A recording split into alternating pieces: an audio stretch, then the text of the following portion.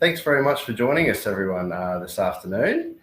Great for you all to be here and attending our webinar with Flying Arts Alliance. I would like to pay my respects to the traditional custodians on the lands in which we are all gathering from today, and pay my respects to the elders past, present, and emerging. Very excited to have Sebastian Moody joining us today for this webinar using text as a visual medium, and very grateful to have you all join us today for this session. Before we kick off the official webinar, I'd just like to take you all through a little bit of housekeeping for those of you who haven't joined us for a webinar before. So my name is Paul Thompson. I'm the Operations Manager at Flying Arts Alliance. This is our webinar platform, Click Meeting, and you should be able to hopefully see and hear myself and Sebastian at the moment, see our presentation over to this side, and then down below the video, you should see our little chat box. So that's your way of communicating with us today. We encourage you to ask questions throughout the session, and we'll do our best to answer those either as we're going along or at the end. But just to make sure that you can all hear us and see us, if you could type in the bottom where you're joining us from today, that way we get a bit of an idea of where everyone's viewing from, whether you're in Brisbane or across the state or across the country. It's always good to get a bit of a feel from where everyone's watching from. So you just click into the little type your message box down below and push enter. So we've got Brisbane, Ipswich, Jimboomba, Brackenridge, Gold Coast, Ipswich, Mooloola Valley, Cairns, Brisbane, Yui Country, Mackay, Magnetic Islands, Straddie, Jimboomba, Newcastle. Fantastic.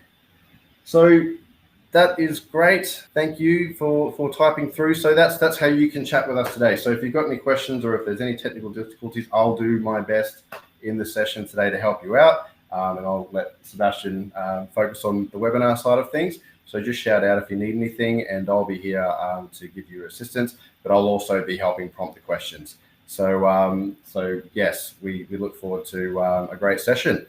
So for those of you who aren't familiar with Sebastian, Sebastian Moody is a Queensland-based conceptual artist with a wide-ranging practice centered around language. So Sebastian is perhaps best known for his public text artist, whose work draws on words in their presentation and aesthetic. His use of ambiguity and multiple meanings prompt the viewer to consider both what we think and why. His recent projects include Sydney Contemporary 2023, an open studio at Queensland Gallery of Modern Art, where he engaged with their collection of instructional Fluxus artworks to build a meditation space and poem-generating machine.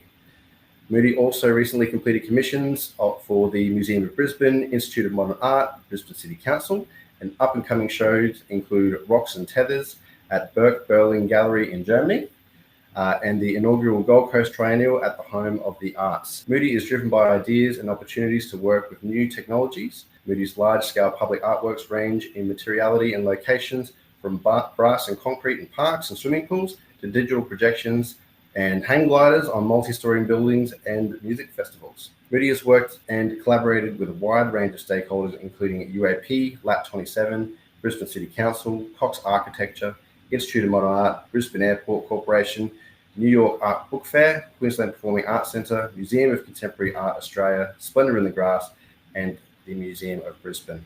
So it's fantastic to have you here today, Sebastian. Thanks very much for doing this webinar with us. And I will now pass across to you to run the presentation. Thanks everyone for joining us, and away we go. Okay, thanks for that really kind introduction, Paul, and acknowledgement of country. So yeah, and also thank you for all your interest, everyone watching online and later if it's uploaded.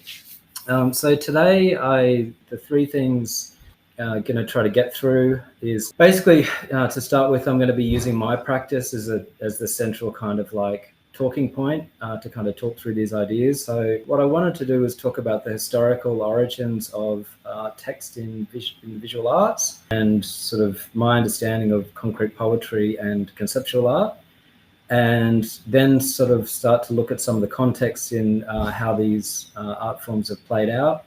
And there will be a focus on public work as well. We'll start with the history. Trying to understand concrete poetry. I think that there's a lot of, text in contemporary art now it's so common. It's as common as muck, really. Like it doesn't really sort of shock people the way that it used to. But certainly in 1953, it would have been quite a a dramatic change. I think my attraction to text in visual art is that it's a great stand-in for the immaterial, and that sort of leads into my understanding of conceptual art and the freedoms that come with that, which I'll speak about later. But to understand what concrete poetry is, I guess essentially it's an art form. It's a minimalist art form. It was an attempt by European and South American artists working with typewriters, essentially, to create an art form that was just words. So they would just use letters and basically the simple mechanics of the typewriter. This piece here, Silencio,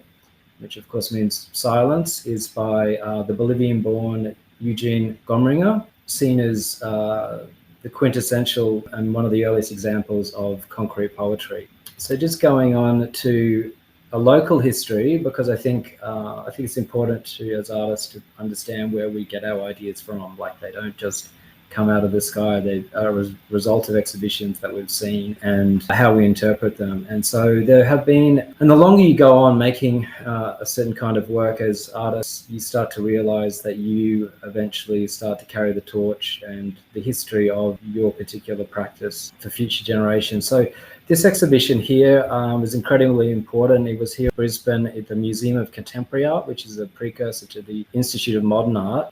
It's visual poetics, concrete poetry, and its context and exhibition curated by Nicholas Zerberg. Nick Zerberg at the time was the senior lecturer in comparative literature at Griffith University, and he was a really important character and individual in terms of the legacy of text art in Queensland and Australia, and I'll circle back to him a little bit later on.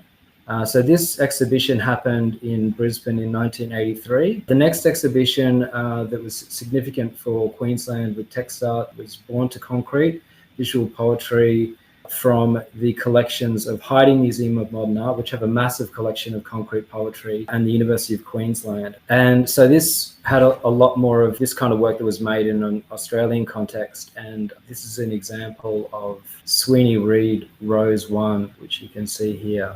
So I guess essentially, I mentioned before that, concrete poetry is a cross-pollination between art and literature that takes many forms, including printmaking, typewriter text, letraset, sculpture, found objects. And really it was a way of trying to get poetry to exist in the world, and hence the phrase concrete. So it's this thing that exists. So it's interested in making things as things. I guess as a conceptual artist, there is a very strong correlation between language and ideas. And so look at the evolution of concrete poetry from the 50s and 60s to then sort of conceptual art when that began in the 60s. It was kind of, I mentioned before, language is a great stand-in for the immaterial. So you could just, this idea that you didn't even need a form anymore, you could just have the idea and be rolling with the idea. So these are some of my works that I think deal with text as well as ideas. So this is a work shown at the Queensland Art Gallery, I think in 2004 maybe, and also at maybe a little bit later, maybe 2005. And then also at the Museum of Contemporary Art Australia. So you see in there, you've got the initials of the baristas making the coffee and then numbering it. So instead of having like a leaf design in the coffee or a love heart or something stupid like that, it's kind of this work where it's describing the labor of the cafe staff, which ends up being a much more personal kind of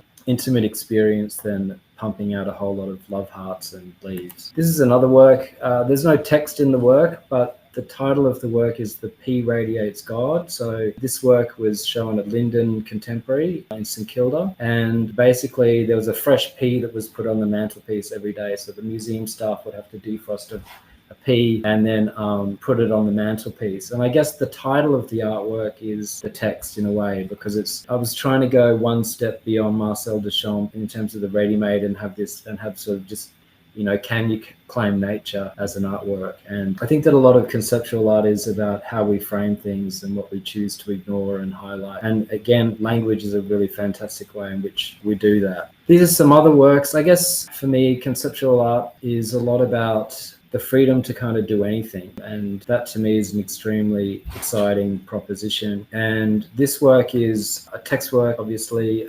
This was at Splendor in the Grass, and you can see basically the work was hanging artists flying over the festival. So this one says, "Don't forget who's in charge." That was on one day, and then the other day said, "Power is not respect." So it kind of was trying to use the context of the festival, which is supposed to be about freedom and expressing yourself and going to a music festival and forgetting all your things, and just kind of reminding you that, yeah, maybe we're not all so free. So a little bit of political impetus in these works. Another big theme in conceptual art is this idea of nothing and emptiness. This is something that you'll see a lot of artists working with. And so this is a couple of paintings that have been exhibited now in Queensland, New South Wales and Victoria, actually. So they've been kicking around for a while. It's called Nothing, Nothing. And it's, to me anyway, it's a Buddhist joke. So it's this idea of the emptiness of the zero, the italicized zero, so the emphasized nothing. So in a way that there's, this thing is full and empty, but also can have some flavor to it. Like nothingness can have flavor. And I guess this is, we're going to start to see what I'm going to try to get into in between concrete poetry and letterism, and into conceptual art, and then also into fluxus art as well, and how those three art forms link, and how I guess they will inform my practice, and we try to sort of unpack how they all sort of add together. So that the idea of nothingness and emptiness is a Zen idea, and fluxus, and which predates conceptual art a little bit, I think, because simultaneously as well, was really about sort of when Zen got to the West and was groovy and became sort of part of the hippie culture, and which of course conceptual art and fluxus were very much a part of. This idea of chance and art not existing in a final form. So here's another example of a painting of mine, and I guess going back to this work, the other idea is that I was the mouth, so it's the breathing. And if you go to temples in Japan, there's often two guards or two lions outside temples. One has their mouth open and one has the mouth closed. And so the open mouth is the om, and then the closed makes the om sound, so the om. So it's kind of, and in Sanskrit, that's the entirety of all possibility, because that's the possibility of language. And that, so similar to in the Western alpha omega, this is the om sound as well. So very much, I guess, perhaps more of a recent focus for me, which is looking at how the breath is important to language as well. So language is not just what we read, but it's also a physical thing. It's the vibrations of sound on airways. And also this work is about the idea that we live in this world now where text art has become, I love memes. I was going to have a lot more memes in the talk today, but I'm sure you've all seen how much better a lot of memes are than contemporary art. And often they involve just one sentence. And it's almost like if something can't be said in a sentence, then it mustn't be true. And so this idea of a sentence is it ends in a full stop. And so that's, the idea of taking a breath. And also the idea of when we speak is we push out. So you don't pull your breath in when you speak. So you're pushing out something into the world. So you're pushing out an idea. And I really enjoy the poetry of that. So I was talking about the immaterial, and we'll continue to talk about that during the talk, but I found this quote which I thought was really fantastic. So Fluxus's goal was the journey, but alas, it became art. So it's this acknowledgement of Fluxus's fail, or this idea of like life into art, this kind of this constant flow that's going on. And this is part of like a Buddhist approach to, the influence of hippie culture and the 60s counterculture on, Western art. So to bring it back then to a local context, so there was, and I talk about sort of the death of Fluxus, but there were two exhibitions also at the Queensland Art Gallery, all to do with a gentleman called Francesco Cons. So Fluxus and After in 1993, and then the second one, which was the one that I definitely would have seen when I was probably 16, 17 maybe, so called Francesco Cons and the Intermediate Avant-Garde in 1997. So Francesco Cons was the gentleman sort of at the foreground here. He had a gallery in Venice, and he collected a lot of late Fluxus artists, but importantly, he was working with them to produce multiples and also get works like this. So this is from the Queensland Art Gallery collection.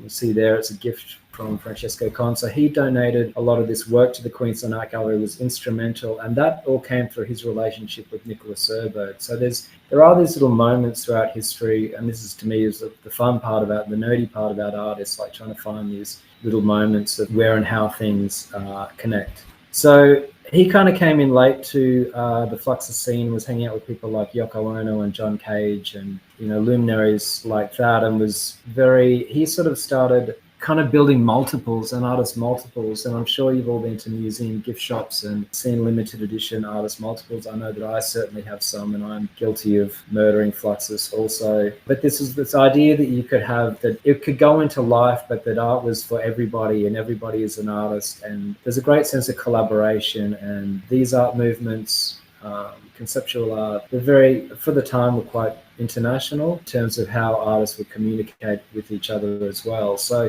this is from the Archivo Cons, which exists in Berlin. So that's where all of Francesco's things ended up. And on a side note, I'm hoping to, I will be visiting Berlin in a few weeks' time, and I'm hoping to visit the Archivo Cons when I'm there as well. So, and you can look that up on Google, and a number of Australians have been through there, and I'm really excited about checking that out. So I'm just gonna this is like the origin story part of the talk. So I won't spend too long on this, but just to give you like a sense of where I started. So this was probably one of the first public text works that I did, and it was maybe conceptual. It's maybe not concrete poetry in terms that it wasn't done with a typewriter or anything. It's hand painted with a brush, but I wanted it to sort of like, the idea was this thing, or like this thing of like, what's there? What is the picture? It's a non-picture almost. And then from there, I kind of worked out that it's too gestural. It's got too much of the artist's hand in it. It's almost like signing the work at the bottom. So I wanted to kind of make them more mechanical. So I sort of developed this kind of font that anyone can do. It's just basically done with a stencil with masking tape. So this work is Something Has Happened to Beauty, which is on the Rivoli Theatre, which at the time was the artist Luke Roberts' studio just on Brunswick Street. If you're familiar with the Fortitude Valley, is opposite the Brunswick Hotel and behind the Avalon building. So this work is to do with, there were a lot of, I think prostitution was still illegal in Queensland at the time, so there were no brothels or anything. So there were a lot of street walkers who used to wait on that corner. And so it had this kind of really subtle reference to, there were also some killings, unfortunately, some murders that went on there as well. So it had like some reference to that. But I think with all of my text work, I try to make them ambiguous enough that you could just hear what they say and get something from it. But then if you see it physically, you get another thing from it. And I think I was quite young when I did this one, and I hired a ladder, and I remember it was an incredibly hot summer's day, and I had the ladder up against the side of the building. I even had to jam it in the foam box, the bottom of the foam box at points, to paint it. And I remember the girls couldn't really work that day because I was there, so apologies for that. So these works that I've been painting around Brisbane then led to this kind of huge commission, which was changed my life really. This was the moment where I went from mysterious kind of street artist painting on the sides of buildings to then being commissioned. There was an organization called Public Art Agency that had just begun. There was a building boom going on in Queensland. The economy was good. There was a lot of mining money. Peter Beattie was in charge. Matt Foley was the arts minister, and public art was kind of going to be this new thing. And so I was really fortunate to be, I think, 22 and just out of art college, and had this opportunity to paint this work. And it was supposed to be a temporary exhibition at South Bank Parklands, but it would have cost them more to paint it over. So it ended up staying there for 6 years. But the work, which you can read, Built Under the Sun, the whole idea behind the work was that it would one day be knocked down because it was this dead site. And I had this other really fortuitous thing happen with it, where the greenery that you sort of see there, it was deciduous, so it actually would fall out and flower and then grow back every year. So it had this really lovely relationship to the word sun as well. And sun has kind of, maybe accidentally, maybe not, but has become synonymous with my practice as well. This idea of the sun, which is, we'll get to in other parts of the talk. And then this is the work, the more I think about it, the bigger it gets, that everybody knows. Most people only know this work of mine.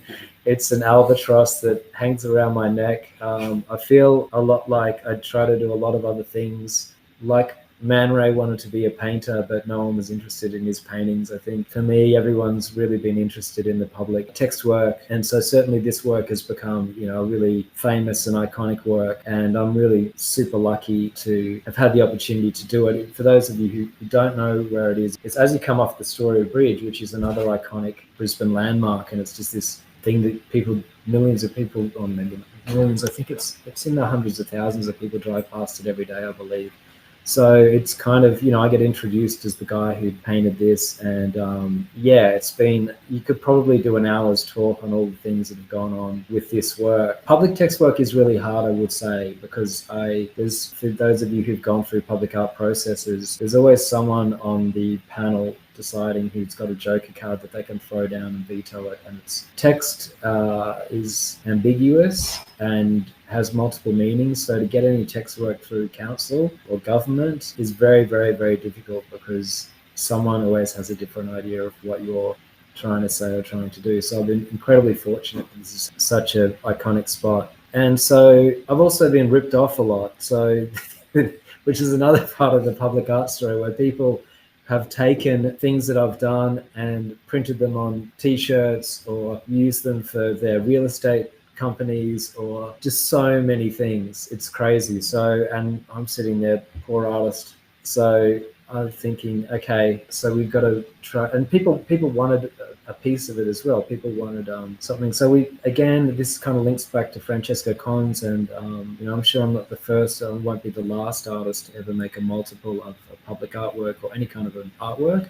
So this was an edition of 100 small boxes where it's printed on the mirror. And it's a really successful project as well. I think it was a really thoughtful, trying to sort of translate things from one medium to another in this realm is really, really tricky, and you don't want to just do pencil cases and coffee mugs and that kind of stuff. So there is another art there with this as well. So going on then to some other public art, these was developed in collaboration with Cy Carlin, who is a text animator and really talented one at that. And so this was the inaugural commission on at the time was called the Bell Tower Gallery, which is the space down the bottom where the IMA is, Institute of Modern Art, is in 2019.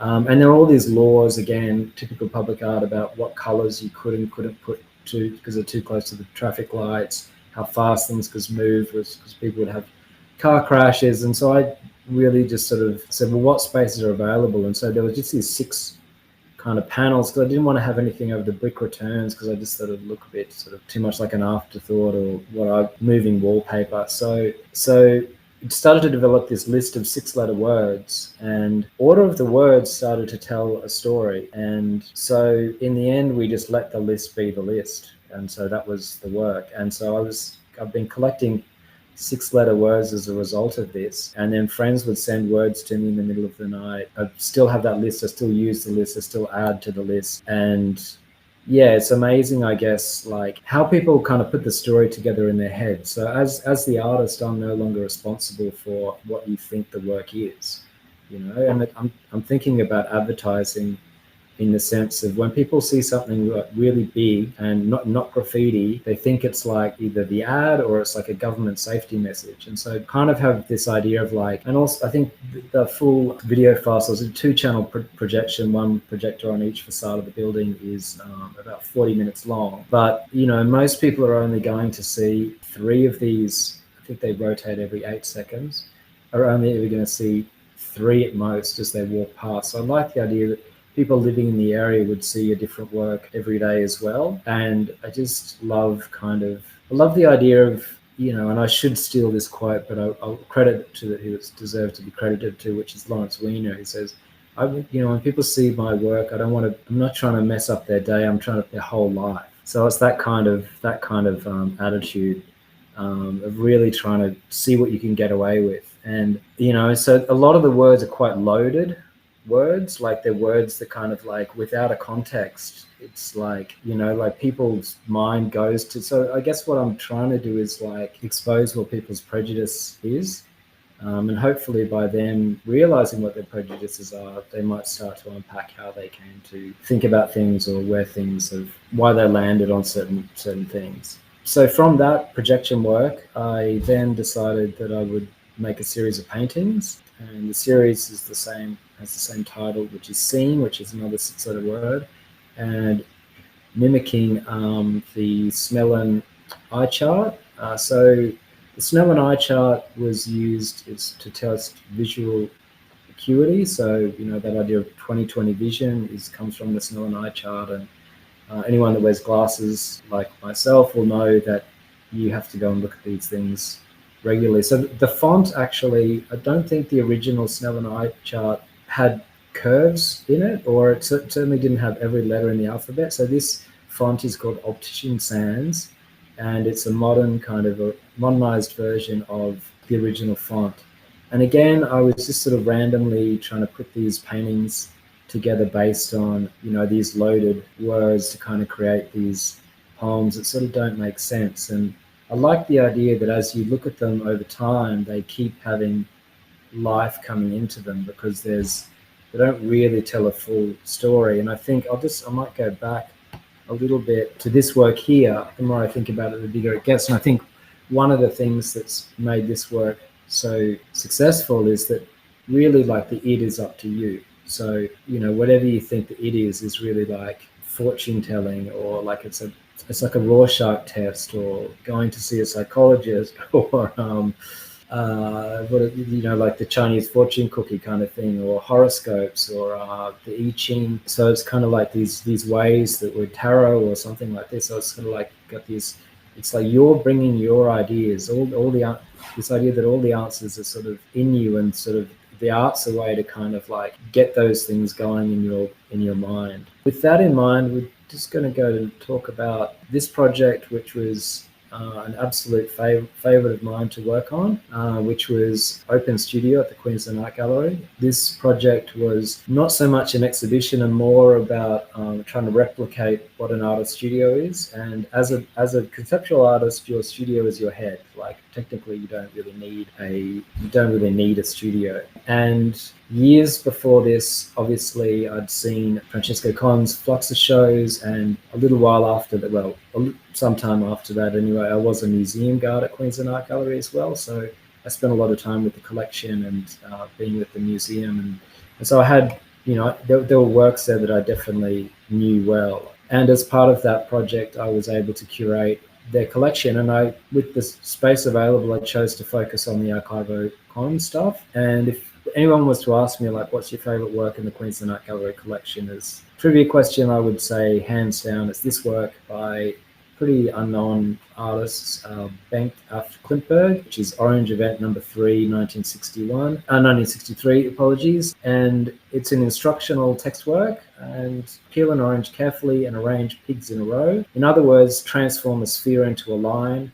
See the similarity between the units and the uniqueness of each of them. So it's this really poetic way of, you can do it in your head. You don't need to go home and unpeel an orange and do this thing. And the orange sort of seemed to be a theme as I was looking through the collection that kept popping up. Alison Knowles is another really influential conceptual artist and Fluxus artist, and she's known for a lot of instructional work. And so she had this whole series based around the orange as well. So for all the actual work I made like a maquette of what I thought the space would be. And so I had this is work in the studio of, it's not an orange, it's a mandarin, okay, but you get the idea. And sort of having these concrete poetry forms on the floor as well. So these are a series of paintings that I was working with. So like, the early concrete poetry of the 1950s and 60s, I have absolutely zero graphic design skills.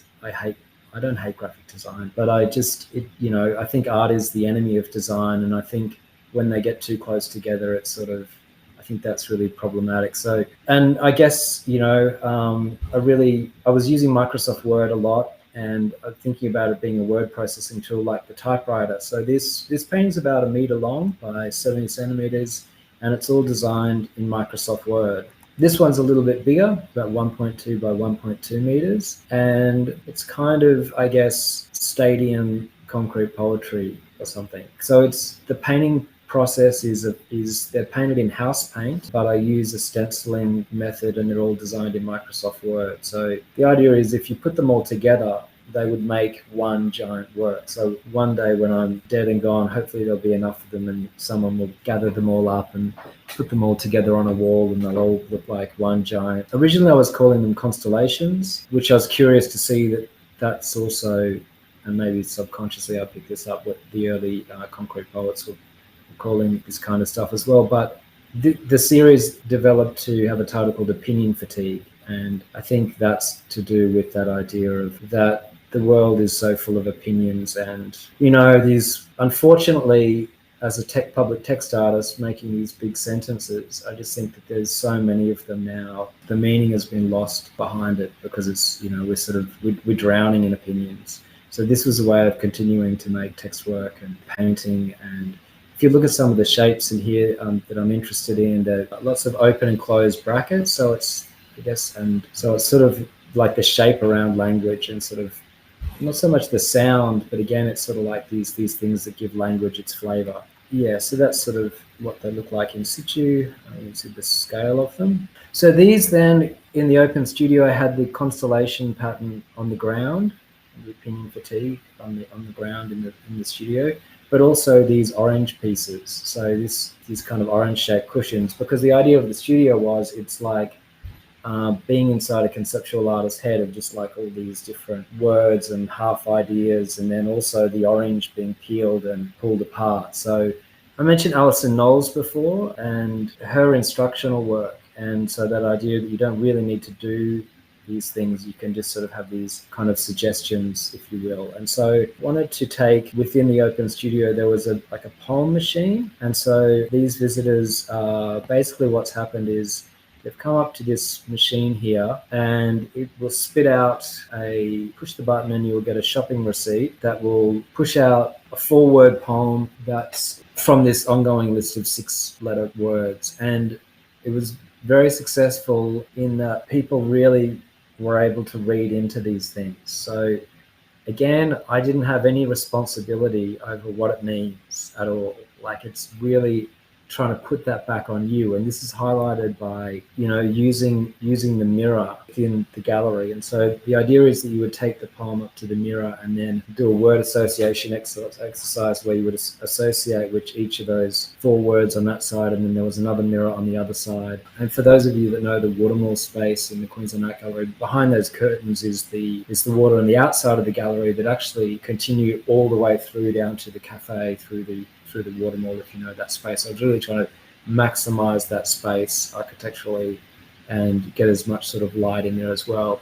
There was also an element of wellness and meditation with it as well. And I had a friend of mine, DJ Relax, make a citrus themed soundtrack. Would play throughout the space, and the color of the lights also subtly changed. So it's kind of like a health clinic or something, which I think is, one or two really sources of the Queensland Art Gallery to get an enjoyable space for people to be in and have a content place as well. In line with, so these are some more the kind of word associations. In line with the spirit of archivo cons and the multiples, I worked with Queensland Art Gallery, the gallery store, to make limited edition. Well, there's 100 yoga mats and my gallery one space. And so, this is called the Citrus Mat, Smooth Mammal, another great 6-letter word combination. And this work, I think, kind of sort of sums up, it's another Buddhist joke. So again, it's like trying to sort of, not take the wellness stuff too seriously, because I think that there's a lot of problems with, I think whenever you call something an industry, you got big problems. And so the wellness industry, like, I'd see a lot of benefit in a lot of what it's promoting, but I also think how it sort of sits within our society, and this idea of always be optimizing and self-improvement kind of is problematic as well. And I think a lot of it's to do with, a lot of it is a band-aid, really. This is another text work, which is a bronze. This was developed with UAP, and kind of wanted to go for a little bit of an anti-art feel with it. So I'm right-handed, so I did it in my left fist and just scratched it into the carving sand backwards, and then we just cast it. And again, I think it's a kind of a critique of wellness, because it's just so, it just looks really messed up. And I think that a lot of the people who, I think we live in a society where we're thinking a lot about, it's almost as if poor people don't exist. They're just millionaires who haven't self-actualized. And so I think the people who actually need the help aren't getting it, maybe. So I'm going to go now to, hopefully that gives you an idea of sort of how those three art movements connect with each other. And I'm going to try now to quickly get through sort of some final text works. This is a work that was made out in Winton for the Crack-Up Sisters in outback Queensland. It's about a 14-hour drive from Brisbane. There's a lot to say about this work. I was really trying to use the vernacular of the outback in terms of like how the work was made. And so this is for a space within the Crack-Up Sisters house called the Dust Arena, and I guess trying to sort of bring infinity, that idea that we're all made of stardust, but also that the performances occur in the dust as well. It's a really beautiful space the Crack-Up Sisters have curated, and I'm really lucky to have that work there. The other amazing thing about it is anyone who goes to Winton will tell you, and if anyone's listening from Winton, g'day, how you going? But really amazing town with a huge history. Obviously the biggest one being Waltzing Matilda was written there by Banjo Patterson. And the conceptual artist, Robert McPherson, who's a seminal conceptual artist who unfortunately passed a few years ago, his great aunt, Christina McPherson, who wrote the music to Waltzing Matilda. And a lot of Robert McPherson's work deals with Winton as well. So that was a really amazing thing for me personally, to get to make a text work in a place that has this kind of literary history and also conceptual art history as well. So yeah, I feel really thankful that that's been able to occur. I'm going to talk now about probably my favorite public text work. I think it's probably the best example of how something so simple can be so political and evocative, and also humane as well, if you want to take the politics out of it, though in this case it might be hard. So this is a Hans Harker work. He's a German artist, and so this work is in the middle of the Reichstag, which is the German central parliament in Berlin, and on the outside of the building it has like engraved in stone to the German people, and the translation of this work is actually to the German population. So it's taking out the idea of what happened with the atrocities in World War II and the Holocaust, and a lot of other, genocides that went on to different groups of people. And the beautiful thing about the work you'll see from the photo here is the artist, Hans Harker, invited each of the sitting members of parliament to bring in a bag of soil from anywhere within their constituency and just pop it in this garden bed. So some people chose not to do it, other people chose not to do it, but the idea was that it would just kind of grow naturally together. And I think it's a really well considered work, and yeah, really wonderful example of public text work. This was a couple of private commissions. So this one is for a kitchen in Highgate Hill. It says the centre is at an arm's reach. So, and yeah, it's in the kitchen, and this idea of sort of nourishing yourself in the kitchen and wanting to make it subtle enough to live with. So I didn't want it to be massive and scream at the poor residents every time that they saw it. This work is a private commission in Hamilton in Brisbane, and it's in a swimming pool. So this was my Vogue living phase of working, and I have to tell you, after the issues that go on with making public art with government and the amount of hoops that you have to jump through, working on private commissions is so much more enjoyable. But it's a lot easier, and it's really unfortunate. Having said that, there have been some really great clients that I've had the opportunity to work with. So this is Brisbane International Airport. So this is a sign behind the customs desk.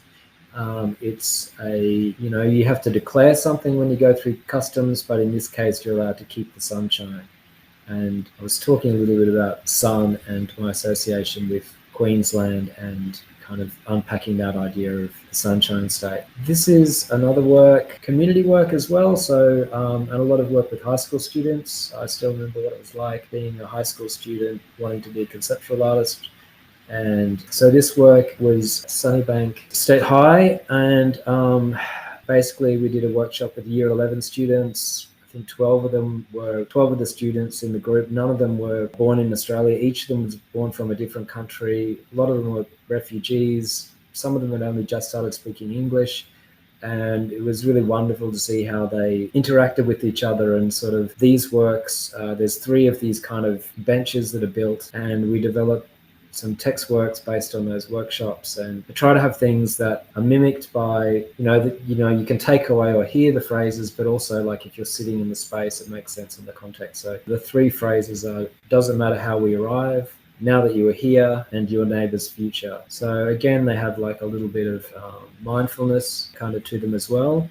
This was a really fantastic commission for the Museum of Brisbane. It was an exhibition that dealt with the history of Queensland advertising. And yeah, it was difficult because a lot of the big public text work that I've done is outside of a gallery. So how do you bring something inside a gallery and just pretend that outside context that you're working with all the time is still there? So I wanted to make something significant, try something, I guess, archival and work as a museum piece. So they commissioned this piece, and this piece is now part of the Museum of Brisbane collection.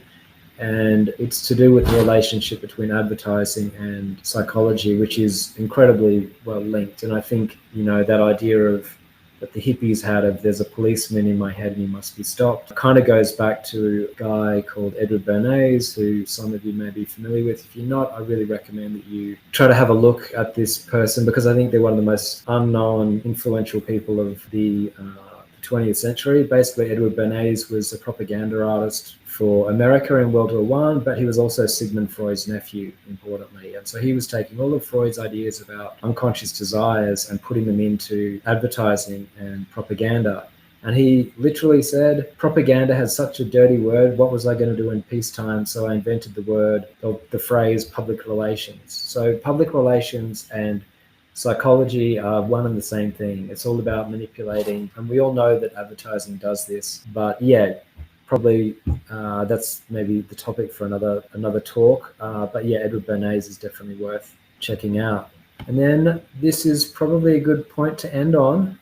This was a really successful, simple work. It was the final. I was asked to do a commission for the very final day of the Walls, which is an art space on the Gold Coast. So really nice for me, and like the double 5-letter word thing going on, but also this idea of how do you sum up 10 years of independent artist practice in an artist run initiative. And I kind of went the other way and just tried to destroy it all.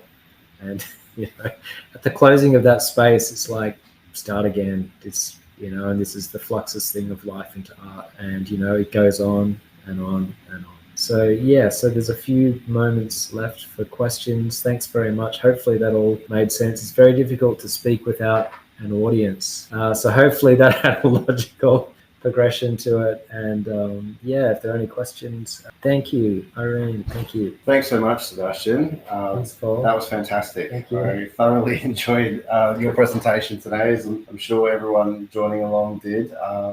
Thank you, everyone, for joining us. We do have a few minutes for questions. If you do want to pick Sebastian's mind around any of what he's talked about today, or talk about any of the elements of your work, we just want to say thanks for joining. Please feel free to pop it into Lauren. Thanks, the chat. It has been great to have you all join us. Here's a question. Can you say more about your reluctance to use your handwriting? Yeah, so that's so I just figure like there's something in the mechanical, and I try to use fonts that aren't stylish. I try to use primary colors because I don't want it to look like design, because I think it dates the work. It just starts to look like it's of a certain time, and I think the more neutral you make it, it puts it back on the viewer. So I think as soon as my handwriting goes into the work, it's like, I remember years ago, and you don't get it so much anymore, people would always say, why don't you ever sign anything? And it's like, I want people to have that experience with it. I don't want them to blame me, so it's about trying to put the work back on them, and try to get people to think, to stop and think. And I think that, it's too easy to then associate the individual artist with it, which is a hard thing to escape anyway. And I think that, again, going back to that work under the bridge, the more I think about it, the bigger it gets. I think that's why it's been such an amazing work, because no one knows who's done it. The Brisbane City Council don't really maintain it very well. So it looks like the amount of rumors I've heard about like who did it.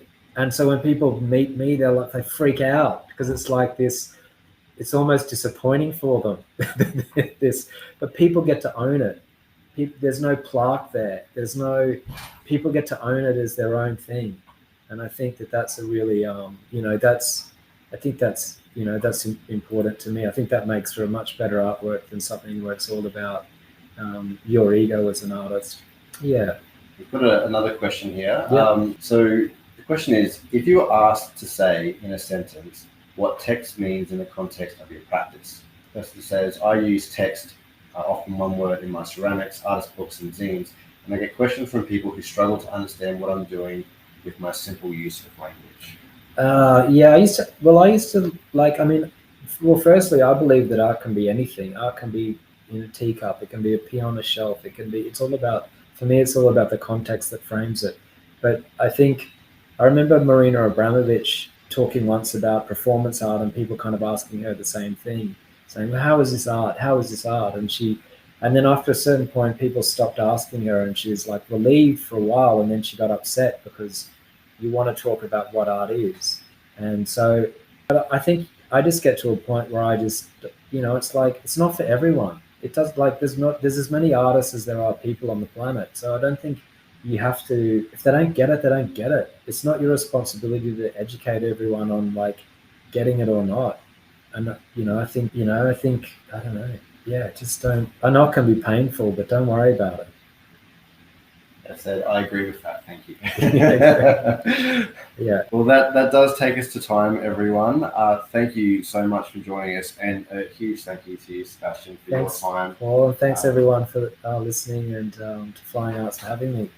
Oh, our pleasure. It's been great to have you. Your presentation was very thought-provoking, and it's great to see the context of your influences and how that goes into your work as well. It's been wonderful to see. So thank you. Yeah, so thank you very much. We will let you know if this one becomes made available as a recording to jump back into and listen to again. But otherwise, we hope to have you join us for other future sessions, and we hope you enjoy the rest of your Thursday afternoon. Thanks very much, everyone, and bye for now.